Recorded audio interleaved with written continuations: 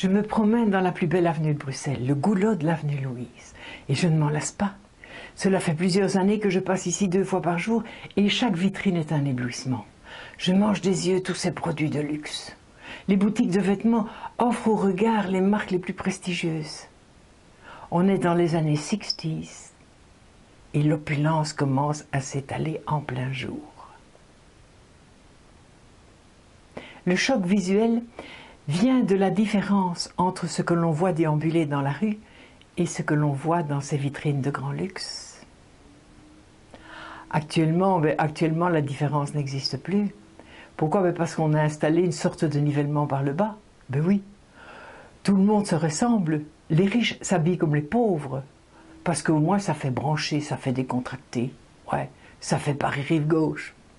Et s'habiller pour sortir le soir, oh là là, c'est d'un beauf. Oh, donc on ne s'habille plus.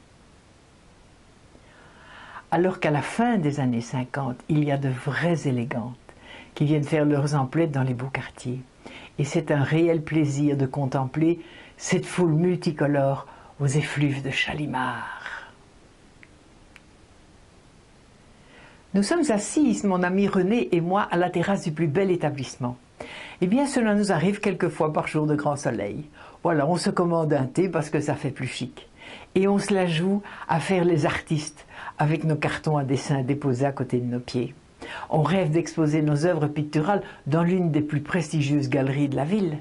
Mais celle-ci n'accroche à ces cimaises que des valeurs sûres et de préférence des valeurs étrangères. Donc on a vraiment peu de chance, mais néanmoins on rêve. Sans le savoir, nous absorbons cette manne esthétique qui va nous conditionner tout au long de notre vie. C'est une fois de plus, bien sûr, le grand débat entre l'inné et l'acquis, oui.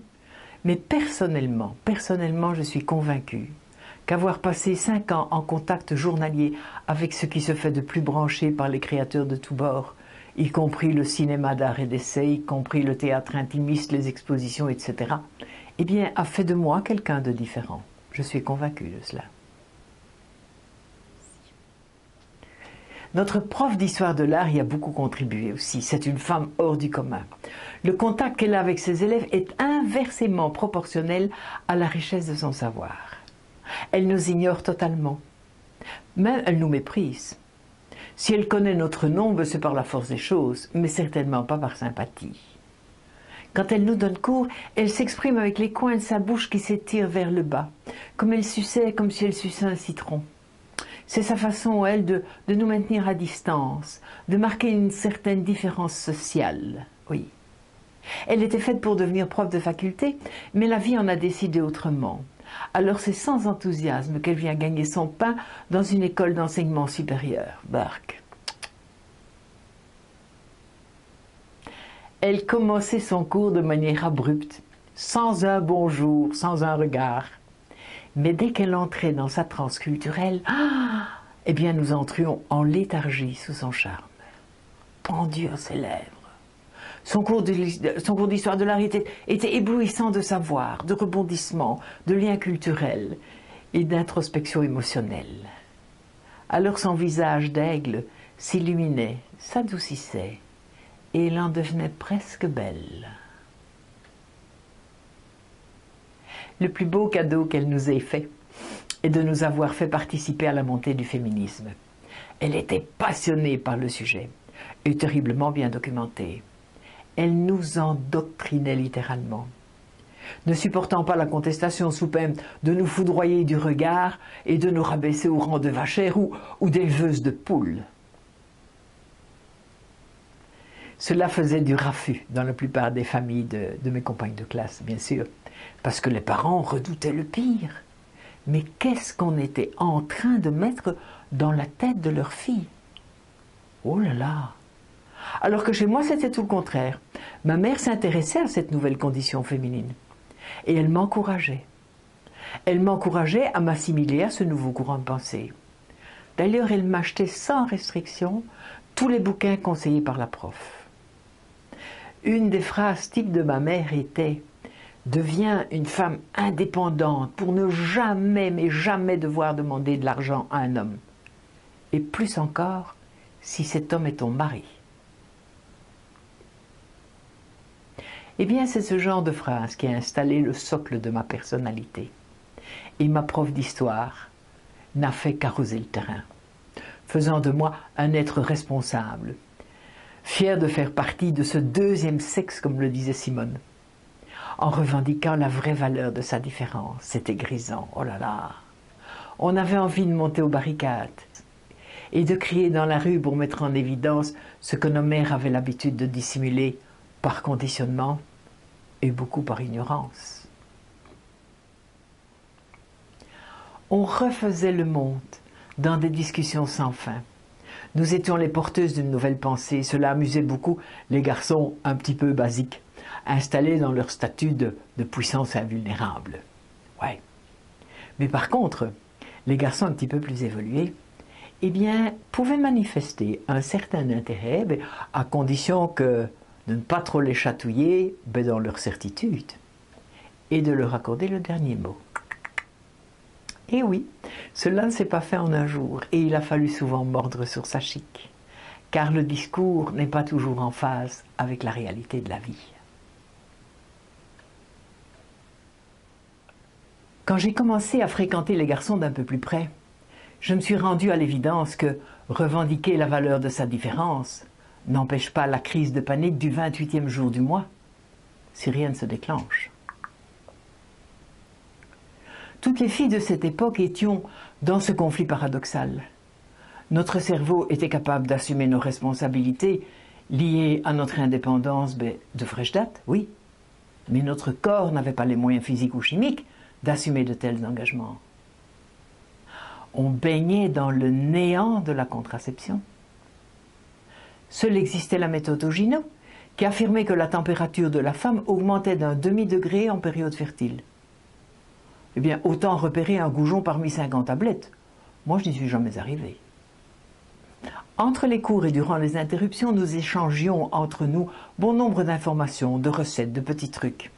Évidemment, nos mères étant plus incultes que nous dans ce domaine, on ne pouvait pas compter sur leur soutien. Pour celles qui avaient la chance d'avoir une mère ouverte aux nouveautés, eh bien les rôles étaient inversés, car c'est la fille qui instruisait la mère et c'est la mère qui posait les questions idiotes.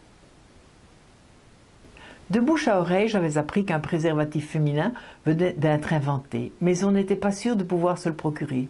Il se vendait discrètement derrière les comptoirs, et seules quelques pharmacies avant-gardistes étaient supposées en avoir. Je me souviens avoir traversé Bruxelles, mais dans tous les sens, avec ma 2 chevaux, oui, pour visiter les pharmacies mentionnées, afin de me procurer le fameux diaphragme.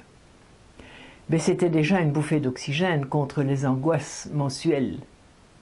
Mais il faudra attendre 1967 pour que la contraception par la pilule ou le stérilet soit autorisée et permette aux femmes d'avoir enfin le contrôle de leur vie.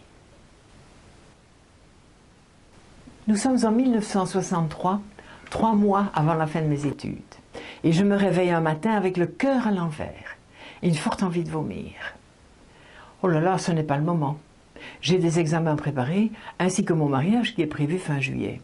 J'ai déjà commencé à gonfler, mon visage se boursoufle, mes seins sont à vif, le frottement du satin du soutien-gorge sur mes seins me fait serrer les dents. Non, non, non, non et non, je ne suis pas prête. Je ne veux pas passer à côté des choses que j'ai à vivre pour le moment, parce que ces choses-là ne se reproduiront plus. Alors j'annonce la nouvelle à mon futur mari, et bien qu'il reçoit cela avec un doute dans le regard.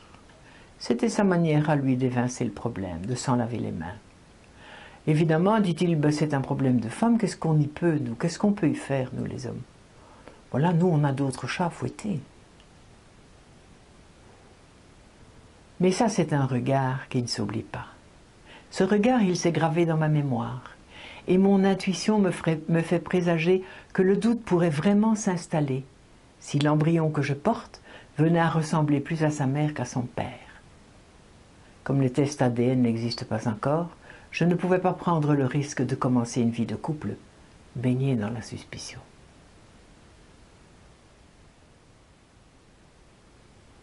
Et c'est comme cela que je me suis retrouvée en position gynécologique face à ma mère en pleurs, qui essayait de m'introduire une sonde dans l'utérus pour me libérer de cet avenir incertain qui, immanquablement, allait me rattraper. Ce fut un moment insoutenable émotionnellement, car je comprenais enfin toutes les angoisses et les souffrances de cette femme qui m'avait abandonné par 2 fois. Non pas parce qu'elle ne m'aimait pas, mais parce qu'elle n'arrivait plus à assumer sa condition de femme dépendante du bon vouloir de l'homme, et socialement emmurée dans une responsabilité qu'il lui fallait assumer seule et en silence.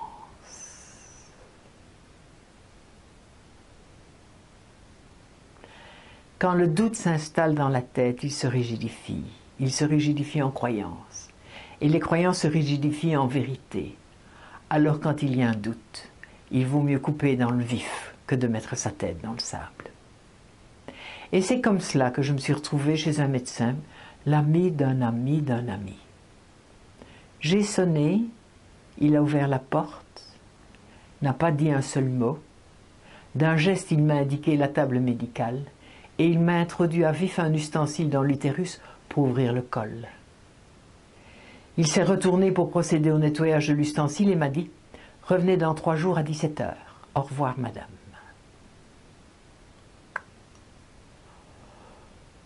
Je suis partie et je me suis retrouvée toute bête dans la rue en serrant mon ventre. Je venais de vivre 10 minutes qui n'avaient pas le droit de citer dans ma mémoire. Ça ne pouvait pas avoir eu lieu.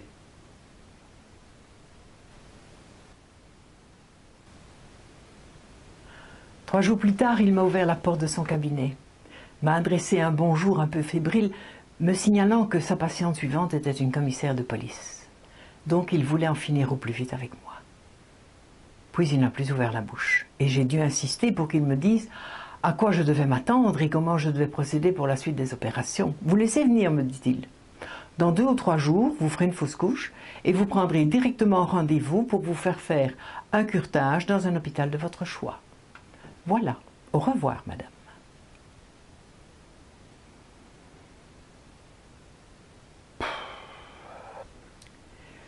Je me tords dans mon lit. Ma mère pleure sur la condition féminine. Elle me tient la main. Je la trouve touchante et je commence à lui reconnaître des qualités. Puis une forte poussée me coupe en 2. Elle précipite un vase entre mes cuisses et une sorte de matière noire s'échappe de mon corps, dans une odeur viscérale. Ma mère va vers la salle de bain avec le vase. Elle en revient quelques minutes après et me dit « C'était un petit garçon. » On s'effondre toutes les 2 dans les bras l'une de l'autre et je reconnais l'odeur de quand j'étais petite. Et cela me fait du bien. Merci, maman.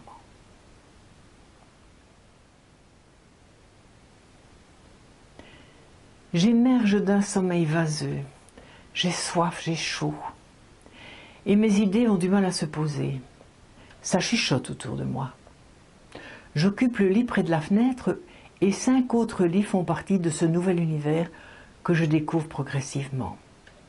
5 pères d'yeux me regardent avec curiosité, sans compassion. Je suis la bannie de la chambrée, celle qui n'a pas voulu assumer le fruit de son plaisir. Et durant 3 jours, personne ne m'adressera la parole. Et je passerai le plus clair de mon temps tourné vers la fenêtre avec le drap remonté jusqu'aux oreilles.